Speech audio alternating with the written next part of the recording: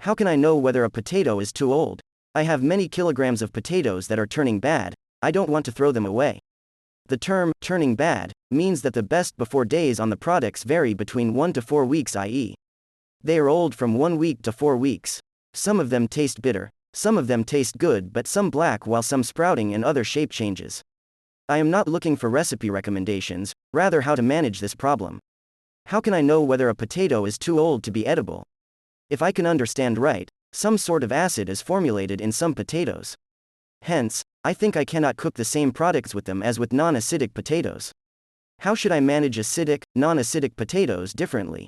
Can I add some base to neutralize bad potatoes so they would become more edible? Related question but not the same. Are green potatoes okay? See link. 1. Is it safe to eat potatoes which have sprouted? See link. 2.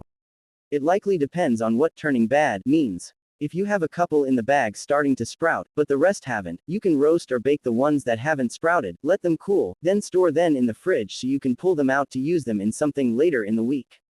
E.g., home fries, patatas bravas, or a hash. For those that have started to sprout but are still firm, you can cut away the sprouted bits this time of year. You might even be able to plant them, peel them, and then boil them and turn them into mashed potatoes, which you can then vary for the next couple of days. You can mash them with other stuff to make a sort of potato salad. You can add cooked greens to make colcannon or bubble and squeak. You can use as a topping for a cottage pie, the technically correct term for shepherd's pie when you're not using mutton or lamb. Some of these freeze well. I've made up cottage pies and frozen them in oven-proof containers. You could likely do the same with just mashed potatoes. I see them for sale in the grocery store all the time.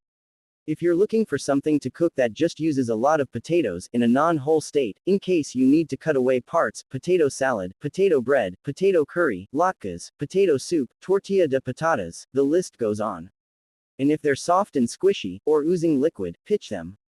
They're rotting, and not worth getting sick over. What type of potatoes are you using? Floury ones, like russets, will work best if you're frying them. For natural cut fries, julienne your washed potatoes and allow them to soak for at least 4 hours. Drain them, dry them, and blanch them off in peanut oil, assuming you have access to a deep fryer, for about 2 to 3 minutes. Drain, and refrigerate until cooled. You can use these blanched ones to fry off into nice crispy fries within 1 to 2 minutes. I've also blanched them in shortening, but the peanut oil lends a lighter, more appealing color and flavor. For McDonald's-style fries, a very effective recipe can be found on SeriousEats.com, under the title, Perfect Thin and Crispy French Fries. I've used it a few times with amazing success. Say what you will about McDonald's, they have incredible fries.